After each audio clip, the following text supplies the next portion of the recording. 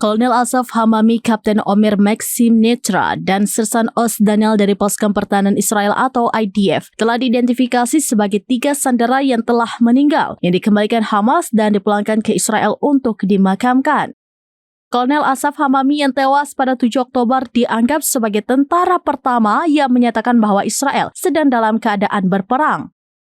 Hamami yang menjabat sebagai Kepala Brigade Selatan Divisi Gaza IDF bergegas menuju Kibbutz Nirim di mana ia tewas dibunuh oleh Hamas dan jenazahnya dibawa sebagai sandera. Ia merupakan perwira berpangkat tertinggi yang jasadnya dibawa ke Gaza.